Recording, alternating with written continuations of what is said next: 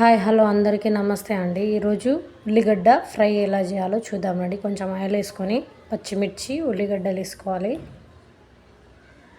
వేసుకొని కలుపుకోవాలి. కలిపిన తర్వాత కొంచెం సాల్ట్ వేసుకొని మనం కలుపుకోవాలి.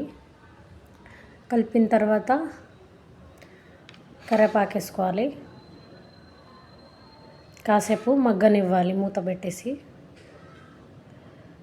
మగ్గిన తర్వాత ఉల్లిగడ్డ పేస్ట్ తీసుకోవాలి, కలుపుకోవాలి. బాగా కలుపుకున్న తర్వాత పసుపు వేసుకోవాలి, కొంచెం ధనియాల పౌడర్ కొంచెం వేసుకోవాలి, కలుపుకోవాలి. కలిపిన తర్వాత టమాటా వేసుకొని కలుపుకొని మంచి మగ్గనివ్వాలి. కాసేపు మూత పెట్టేసి మగ్గిన తర్వాత కొంచెం కొత్తిమీర వేసుకొని మంచిగా రెడీ అయినట్టే. చాలా బాగుంటుంది, ట్రై చేయండి. లైక్, షేర్, సబ్స్క్రైబ్ చేసుకోండి. చాలా